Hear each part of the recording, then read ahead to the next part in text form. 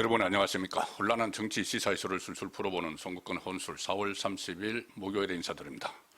자, 권력을 잡았다고 이렇게 과거의 범죄 혐의들을 한꺼번에 다 털어내 버리려는 이런 후한무치한 정권이 있습니다.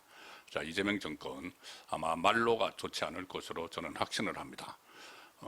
이재명 공소 취소를 목적으로 하는 국정조사를 열었죠. 3번의 청문회까지 열어서 사실상 이제 마무리 단계에 들어갔는데, 크게 보면은 2가지입니다. 이재명과 관련해서. 하나는 대장동, 하나는 대북송금인데, 대북송금 같은 경우는 뭐 방용철, 그리고 또 김성태, 이런 그 핵심 정인들의 진술에 의해서 북한에 이재명의 방북 비용으로 돈을 보냈다는 것이 TV로 중계되는 가운데 국민들이 다 지켜봤죠. 자, 그래서 이거는 공소 취소보다는 이재명 재판을 재개해야 된다.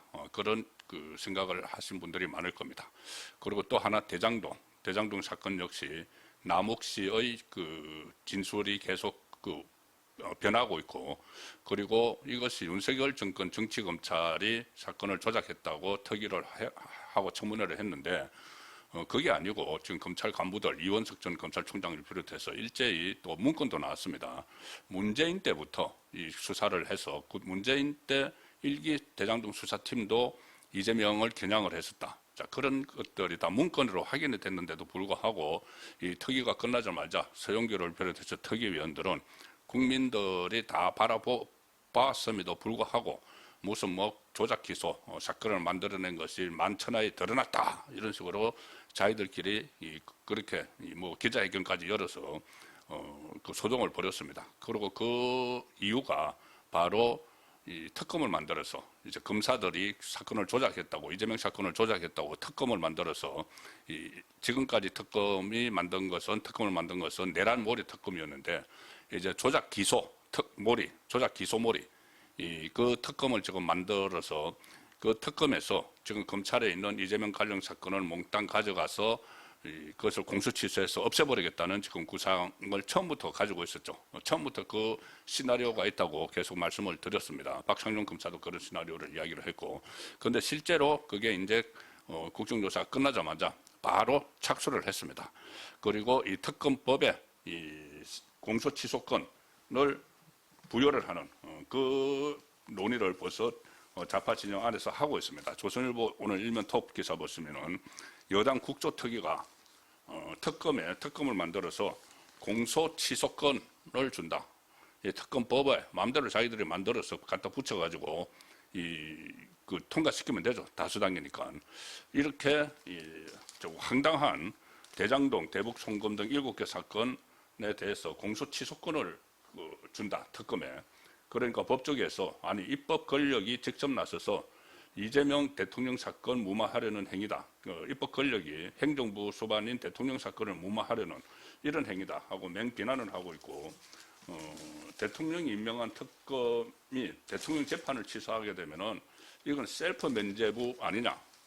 어쨌든 특검이 당에서 뭐 추천을 하고 하지만은 최종 임명은 대통령이 임명권자죠. 그런데 이재명이 자기가 거기다 사인을 하고 그 특검을 임명하는데 사인을 하고 그 특검이 이재명 죄를 털어줘 버리는 이런 정말 있을 수 없는 일을 이렇게 뻔뻔스럽게 이렇게 지금 추진을 하고 있습니다.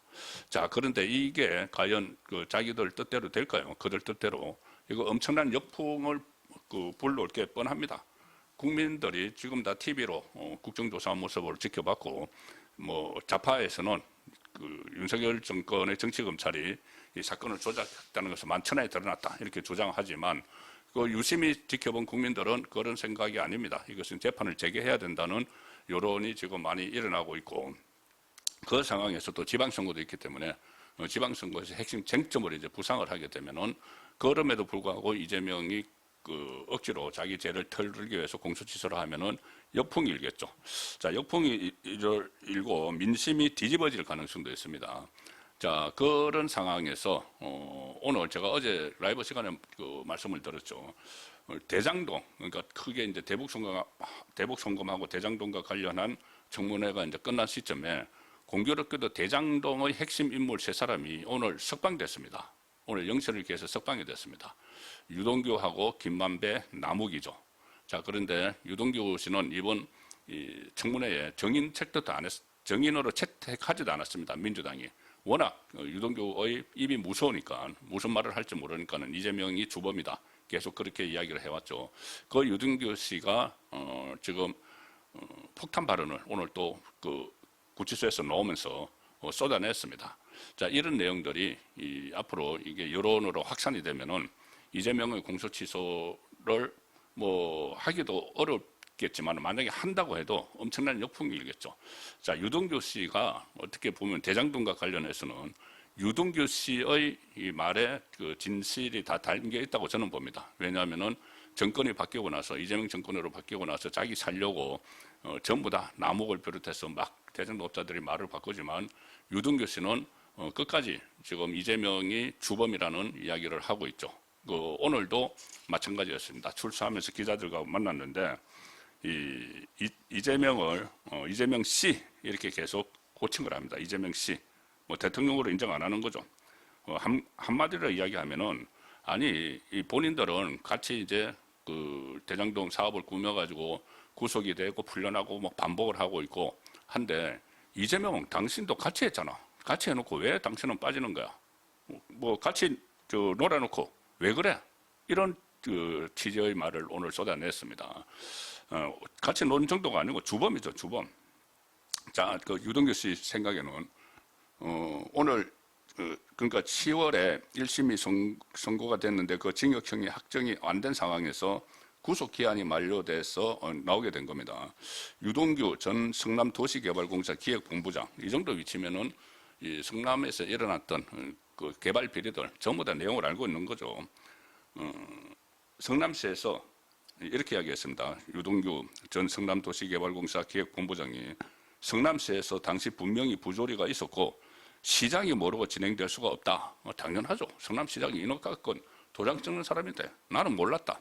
이게 말이 되는 이야기입니까? 이게 그리고 이렇게 이야기합니다. 유동규 씨가 비리의 정점이 이재명 당시 성남시장이었다고 여러 차례 계속 주장을 해왔고 오늘도 나오면서 그 입장을 견지를 했는데 이렇게도 말합니다. 이재명이 그렇게 업자들을 싫어한다고 했지만 업자들 그 대장동에 관여한 업자들 뭐 민간 업자들 본인이 싫어한다. 그래서 내가 그들하고 유착 안 됐다. 이렇게 주장을 하지만 실제로는 그 업자들과 함께 놀아난 것이 바로 이재명 씨고 바로 대장동 사건, 백현동 사건이다. 이런 이야기를 하는 겁니다. 그리고 그 과거 성남시의 여러 비위 행위에 대해서 이재명이 다 인지하고 있었다. 대장동뿐만 아니라 백현동, 위례신도시, 정자동 여러 가지 뭐 개발 의혹들이 많죠. 정자동도 무슨 저수지, 돈 묻어놨다 이런 이야기도 나오고 있는 상황이기도 합니다. 그리고 결재권자가 아무 생각 없이 어떻게 도장을 찍겠나? 그러면은 바보죠. 직무유기한 거죠. 자기가 결재권자인데 그 개발 그 엄청난 수천억짜리 개발을 하면서 아무 생각 없이 도장만 꾹꾹 눌렀다. 나 바보라는 이야기죠. 그래서 유동규 씨도 대장동 사업은 이재명 씨가 굉장히 관심을 갖던 분야였다. 몰랐다는 건 무능하다는 걸 자처하는 것밖에 안 된다. 무능한 거는 처벌을 못하죠. 무능하다고 처벌 못하죠. 처벌 안 받죠. 그러니까 자기가 무능하다고 그렇게 가는 겁니다. 나 바보다고 가는 거죠. 대북 송금 사건도 같은 구조입니다. 대북 송금 사건도 경기도지사였던 이재명 모르게 평화부지사였던 이화영이 다 김성태하고 공모해서 뭐 북한에 돈 보내고 하는데 이재명은 몰랐다. 이재명이 북한에 가는 문제인데 이것도 내가 바보라는 이야기죠. 나는 몰라. 그거는 부지사가 다 알아서 했어. 자, 이런 그 구도가 대북 송금하고 대장동하고 지금 같은 겁니다. 그러니까는 이 무능하다, 내가 무능하다 이렇게 자처하고 있는데 무능하다고 해서 처벌은 안 받으니까 그쪽으로 지금 정해서 가는 겁니다. 그리고 이 남욱이 계속 자기가 이 어떤 검찰로부터 협박받고 겁박받아가지고 진술을 그때 이재명에게 불리하게 했다 이렇게 지금 그 주장을 하고 있죠. 그래서 뭐 배를 가르겠다고 했다 뭐 이런 식으로 주장을 하면서 유동규 씨도 아마 그렇게 검찰로부터 겁박을 받아서 지금 그때 그 처음에 그 이재명에게 불리한 진술을 했을 거다 이렇게 주장을 합니다. 그런데 유동규 씨는 제가 어제 소개드렸다시피 지난번 법정에서 그게 아니고 나는 검찰로부터 뭐 압박을 받는다는 느낌이 없었고, 뭐 남욱 씨처럼 그런 건 나는 없었고, 이재명이 나를 배신했기 때문에 나는 진실을 이야기하는 거라는 식으로 이야기를 했죠. 자, 오늘도 그 구치소에서 나오면서 이 남욱은 유동규 전 본부장도 검찰 해유에 못 이겨서 거짓 진술을 했다, 이렇게 주장을 했는데, 거기에 대해서 이렇게 이야기합니다.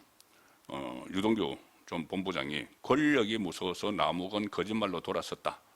일당 독재가 이루어지고 있고 대통령 말 한마디에 모든 것이 하루아침에 뒤바뀌는 세상이 와버렸다. 자, 이런 이 말을 했습니다. 그래서 앞으로 유동규 씨가 또 어떤 폭탄 발언을 할지, 또 다른 요즘 녹취록 같은 것이 계속 이제 공개가 되고 있으니까 그 녹취록에서 저 엄청난 거분을 능가하는 그 거분이 정영학 녹취록에 들어있다 안 들어있다 그런 논란이 좀 일어나고 있는데, 그걸 능가하는 녹취록이 나오고 거기에 대해서 유동규 씨가 그 정황을 해석을 하고 하면은 엄청난 또 바람이 불 수도 있습니다. 오늘 김만배 씨는 추록을 하면서 이런 이야기를 했습니다. 검찰이 얼마 전에 항소 포기를 했죠. 김만배하고 남욱하고. 그래서 수천억 돈방석이 앉도록 해줬죠. 정권 차원에서 한 거죠. 거기에 대해서 논란이 굉장히 많았는데, 김만배 씨 이렇게 이야기합니다. 어차피 우리가 성소했던 사안이다. 1심에서 1심 가지고, 그리고 그것이 이슈였다고 하는데, 감옥에 있을 때 그게 이슈였다고 하는데 좀 억울하지 않나 싶다. 억울하다. 그게 왜 이슈가 되느냐. 자기들 항소 포기한 거를. 정말 후한무치한 이야기죠. 이 수천을 돈방석에 앉게 만들어준 정권하고 결탁을 해서 이재명 정권에 대해서 불리한 진술을 하지 않는다. 그리고 묵시적으로 하지 않는다. 그래서 그러면 항소를 못하게 하겠다. 그냥 추징금 더 이상 안 나오게, 검찰이 다투지 못하게 정해주겠다. 추징금 이제 제로 이런 식으로 정해주겠다 해가지고 항소 포기를 한 거죠. 그걸 자기들이 논란이 됐다고 해서 억울하다. 참, 남욱 씨도 오늘 또 출소를 하면서 곧 진실이 다 밝혀지지 않겠느냐. 진실이 밝혀져야죠. 남욱이 계속 말 바꾸고, 문재인 때 했던 말 바꾸고, 문재인 때 했던 말 윤석열 정부 때 바꾸고, 윤석열 정부 때 했던 말 이재명 또 바꾸고, 이거 다 진실이 드러나야 됩니다. 자, 그래서 국정조사 이제 끝났다고 특검을 하나 만들어서 이재명 공소 취소를 하겠다, 이런 구상을 노골적으로 지금 밝히고 있는데, 민심의 역풍이 만만치 않을 거다. 자, 과연 이재명 정권의 계획대로 될지는 지금부터 여론 추이를 지켜봐야 되고, 유동규 씨 같은 변수들도 많이 있습니다. 변수가 있기 때문에 그 변수가 어떤 메가톤급 역풍을 불러일으킬 수도 있다는 생각이 듭니다. 오늘 저녁 8시 라이브 선거권의 정치쇼 시간에 다시 뵙도록 하겠습니다. 감사합니다.